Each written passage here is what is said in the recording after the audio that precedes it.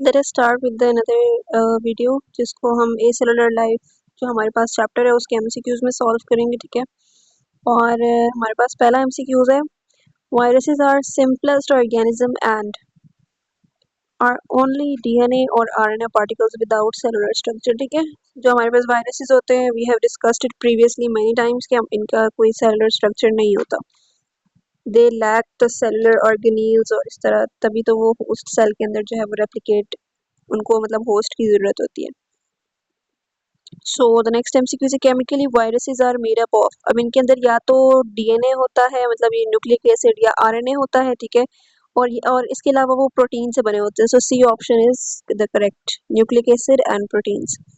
All viruses can reproduce within living organisms only, so they are known as, मतलब अगर वो सिर्फ और सिर्फ लिविंग ऑर्गेनिज्म के अंदर जब वो रेप्लिकेट करते हैं तो उनको हम बोलते हैं ऑब्लिगेट इंट्रासेलुलर पैरासाइट्स, ठीक है। इंट्रासेलुलर है ये, okay. Then we have the cilia and flagella are present on, तो ये हमें पता है कि ये वायरस के ऊपर प्रेजेंट होते हैं। नेक्स्ट है हमारे पास which one of the following is non cellular infectious entity, तो इसमें हमारे पास जो करेक्ट ऑप्शन है वो हर्ब्स है, herbs virus. What is size range of a virus, तो वायरस का जो साइज होता है बेसिकली वो हमारे पास होता है 250 नैनोमीटर से लेकर 20 नैनोमीटर तक होता है, ठीक है, okay. In virus a combined structure formed by the core, ये न्यूक्लिक एसिड जो है, एंड कैप्सिड इज, अब कैप्सिड और जो हमारे पास न्यूक्लिक एसिड होता है वो मिला के बनाता है न्यूक्लियोकैप्सिड बोलते हैं उसको, ठीक है, ओके। नेक्स्ट है हमारे पास capsid is the protective coat of a virus made up of dash subunits, अब ये किस चीज से मिलके बनता है कैप्सिड, कैप्सिड जो है हमारे पास वो प्रोटीन से मिलके बनता है। नेक्स्ट है हमारे पास which one of the following is not related to enveloped virus, तो इसमें हमारे पास जो करेक्ट ऑप्शन है वो है they are tolerant to antibodies, ठीक है। एंटीबॉडीज जो है वो बैक्टीरिया के ऊपर काम करती हैं, वायरस के ऊपर काम नहीं करती। एमसीक्यूज नंबर 10 है हमारे पास, the complete mature and infection virus particle is known as, अब जो कंप्लीट और मेच्योर होता है उसको हम वायरॉन बोलते हैं, ठीक है, ओके। नेक्स्ट है हमारे पास बैक्टीरियोफेज में से कुछ इन्होंने एमसीक्यूज दिए हुए। एमसीक्यूज नंबर 11 है हमारे पास, what are the sequence of steps in which the bacteriophage attacks and injects its DNA, इसमें जो करेक्ट ऑप्शन है हमारे पास वो ए है, ठीक है। सबसे पहले वो लैंड करता है एक सेल के ऊपर, देन यानी बैक्टीरियल सेल जो है उसके ऊपर वो लैंड करता है, फिर उसके बाद टेल जो है वो कॉन्ट्रैक्शन करती है, ठीक है, फिर वो पेनिट्रेशन और then injection. MCQs number 12, the viruses can reproduce in bacteria, ठीक है।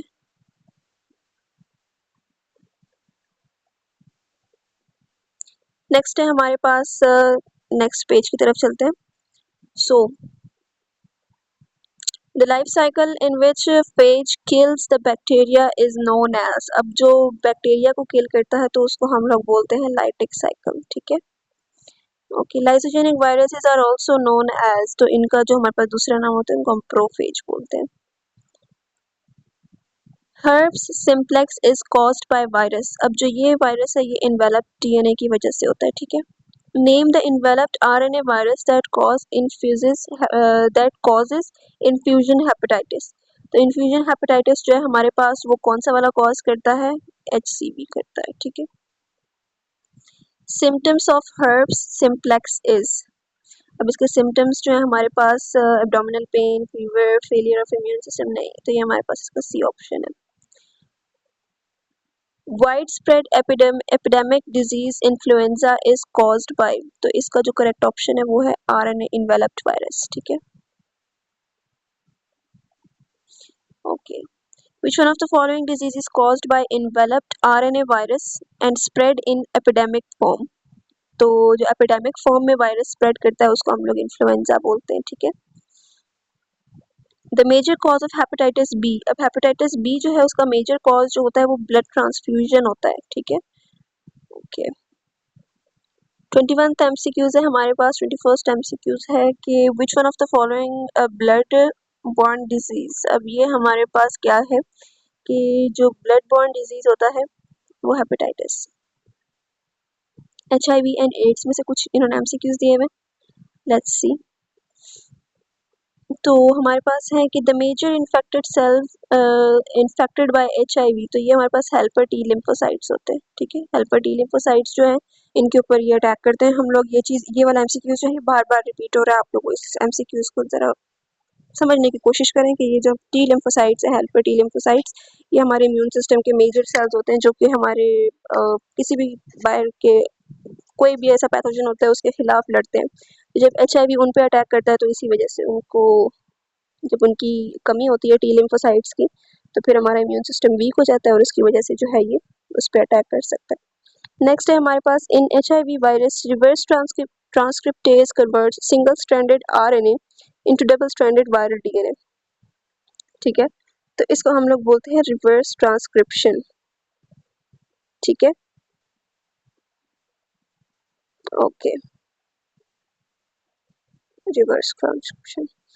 जब ये RNA से DNA बनेगा ना, तो आपने इस चीज़ को याद रखना है, ठीक है। रिवर्स ट्रांस, ये यहाँ पे लिखा भी हुआ है बाय द वे थोड़ा सा अगर बंदा अपना IQ इस्तेमाल करे तो यहाँ पे इसका आंसर ऑलरेडी लिखा हुआ है MCQs में ही, okay. Which one of the following cell is mainly infected by, अब ये फिर वही बात आ गई हमारे पास, टी लिम्फोसाइट्स जो है इनको ज़्यादातर वो इन्फेक्ट करता है। HIV इज क्लासिफाइड इनटू, तो इसका जो हमारे पास करेक्ट ऑप्शन है वो है रेट्रोवायरस। HIV जो है वो रेट्रोवायरस है, ठीक है। एड्स इज कॉज्ड बाय, अब एड्स जो है हमारे पास हमें पता है कि HIV की वजह से कॉज होता है, तो वो बेसिकली एक वायरस की वजह से कॉज होता है, ठीक है। Reverse transcriptase is used to make DNA copies of, अब रिवर्स ट्रांसक्रिप्टेज से किस चीज़ की कॉपी बनती है, वायरल DNA की बनती है, वायरल RNA की बनती है कॉपीज।